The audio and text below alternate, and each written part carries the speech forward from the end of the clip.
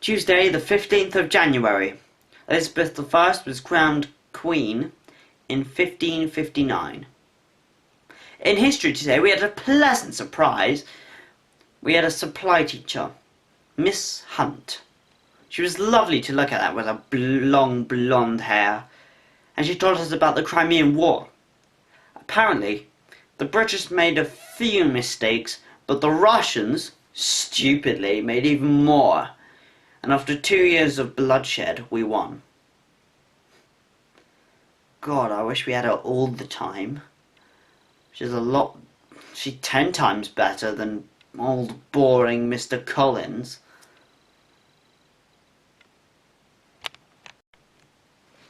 Wednesday, the 16th of January. The 18th Amendment to the US Constitution banning alcohol was taken into effect in the 1920s. This is also, and more commonly known as, prohibition.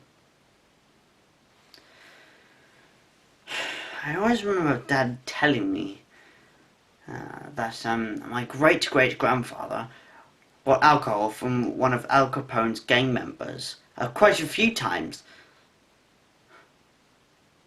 Can't believe that any member of our family had connections, strong connections with one of America's most feared gangster. Wow! Very exciting!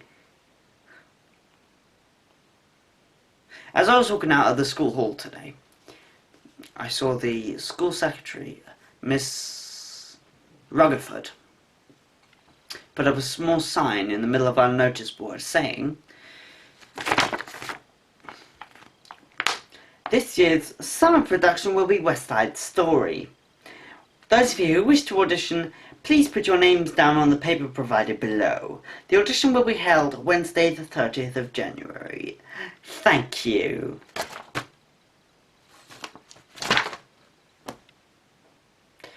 In English today, Lisa Carrington said she'd put her name down to play Maria.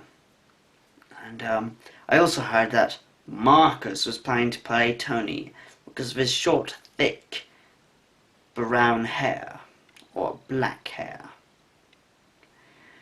If either of these two most hated school pupils get the leading roles, this is either going to be a disaster or the greatest comedy ever. Thursday, the 17th of January. Cassius Clay, later known as Muhammad Ali, world heavyweight boxing champion, was born in 1942. I would not want to walk into him in a dark alley, even when he was younger. A lot younger. During morning break, there were texts flying around Tenby's cookery class, and the entire room was a complete tip. There were raisins everywhere, a mixture flying about. But one of the dippiest girls in the school, Molly Gregory, poured lumpy, gone off milk into her mixture. It seems Mrs. Tate had a terrible time, and she gave everyone cleaning duty after school.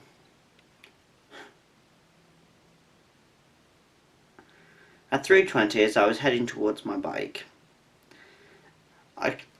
there was a huge group of people all clumping around together, screaming, "Fight! Fight! Fight!"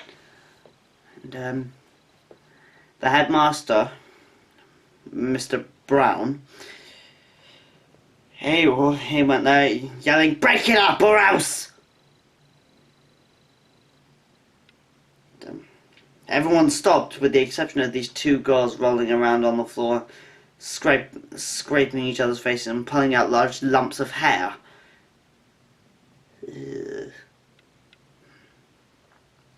And then the deputy, Mr. Dingles, decided to go in and help, and they were escorted to the school main doors.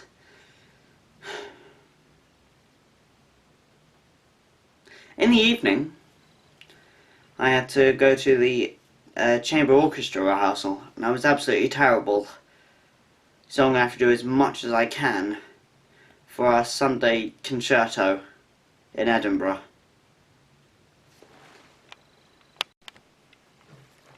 Friday the 18th of January.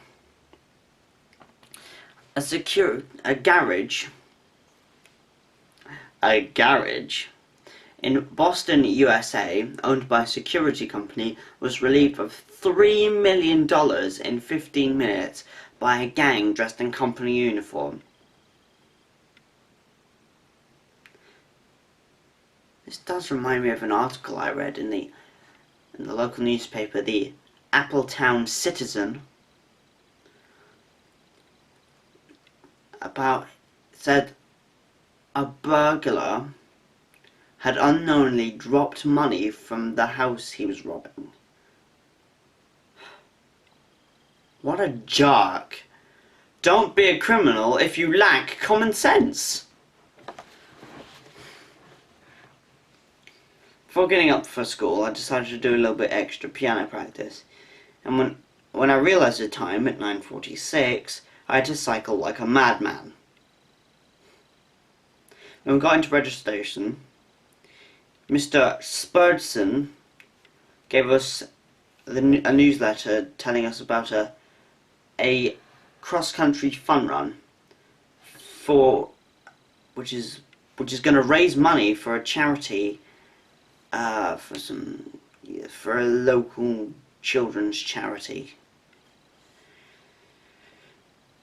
During the morning break, Lisa and her gang were picking on Molly again. So, because I couldn't just stand there and watch it happen, I just literally strolled in and just goes, "Oi, go away! Pick on somebody your own size!" And they shouted some abusive nonsense at me. And then I informed them that I had two sisters just as annoying, if not more annoying than they are, and then we were saved by the bell, so to speak.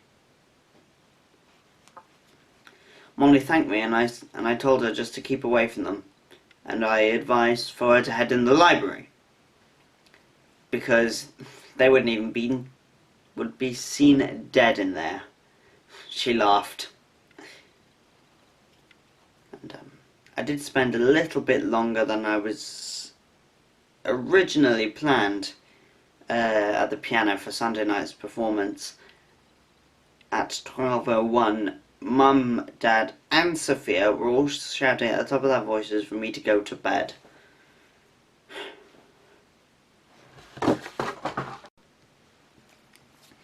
Saturday the 19th of January. Czech student Jan Palak set himself on fire fatally in... what's that word? What was that word?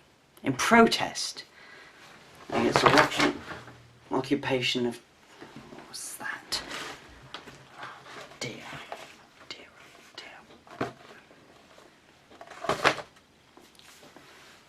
Right.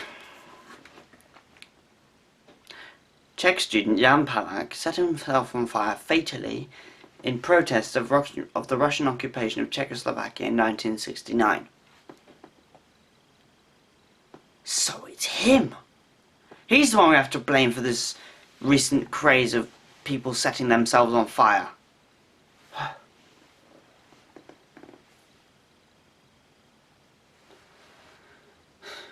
At 6 a.m,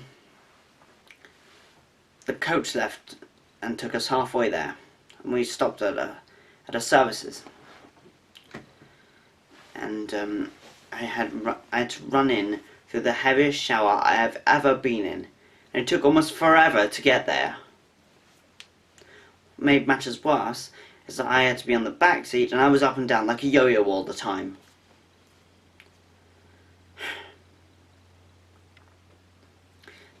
And then when we got to the Premier Inn at about 7:49, I realised my phone went off, and I had a voicemail from Mum telling me to call her when I got there, which I did.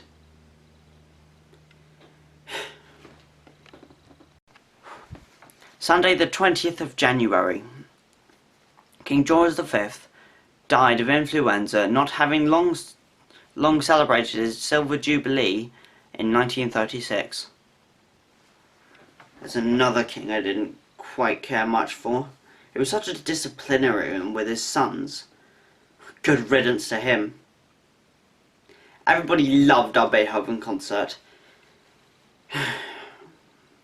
Then Mr. Richards reminded us about our next Beethoven concert at the St. David's Hall in Cardiff on the 7th of March, starting at 7:30. We didn't have an accident on the way home either. Good job I had a snooze also, because otherwise I wouldn't be able to do this diary log. Bear in mind it is at 2:04 AM. Monday the 21st of January. King Louis XVI, who legalized the guillotine, was found guilty of treason and mounted the scaffold in, what was it? 1793, to this very day. Talk about irony. Serves him right. Wish I called in sick today. Or at least took today off. Didn't really care which. Got up really late at 8:16 AM and fell asleep in a bit of English. Well, my afternoon did get better when I got a text from Jason saying that Marcus had been spreading porno pictures around in maths, and now we have to hand our phones in to the teacher before class. Every class. What a great idea!